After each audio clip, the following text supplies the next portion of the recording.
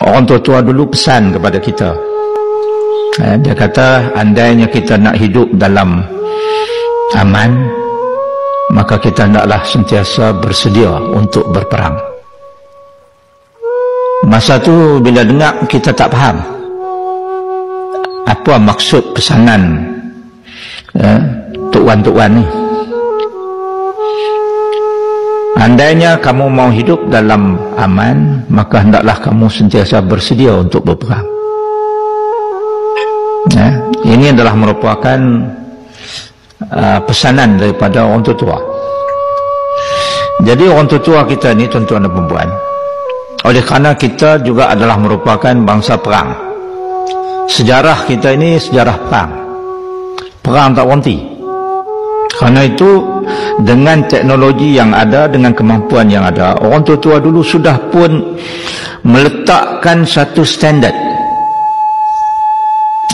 Mereka mencipta senjata, mereka menggunakan senjata, mereka pergi ke medan perang, mereka menang, mereka juga tewas, mereka juga syahid, gugur, dalam mempertahankan maruah kita, orang Melayu, orang Islam, dalam mempertahankan akidah kita Islam, dalam mempertahankan tanah air kita, kerana tidak mau diceroboh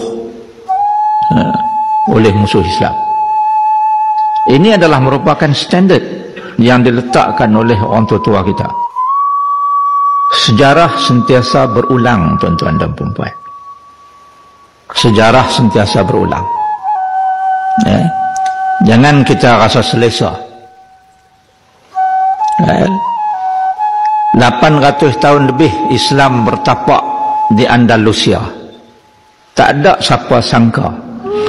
Tak ada siapa sangka bahawa satu hari syiar Islam akan hilang, luput dari bumi Andalusia itu.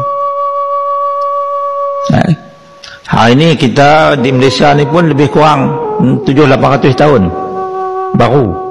Dengan semangat saja belum boleh menang, dengan senjata sahaja belum boleh menang. Dia kena ada dua-dua. Semangat untuk berjuang, semangat untuk mempertahankan tanah air, semangat untuk mempertahankan agama Allah, dan pada waktu yang sama kena menguasai senjata. Dua-dua ni kena ada. Ada salah satu saja, sejarah membuktikan belum boleh menang. Dan tentulah dengan pertolongan daripada Allah. Yang itu tak payah sebutlah. Kita orang Islam, kita cukup percaya. Kerana agama mengajar kita bahawa perlunya kita berani mempertahankan maruah ini. Dan ini yang dibuat oleh nenek moyang kita pun, terbukti dalam sejarah. Saya bukan nak cerita dongeng ni, tapi inilah sebenarnya yang berlaku, supaya generasi kemudian ini mereka ada semangat, mereka ada jati diri untuk sayang kepada bangsa, sayang kepada agama, sayang kepada tanah air kita. Sebab tanah air kita tidak ada 2-3, hanya inilah sahaja.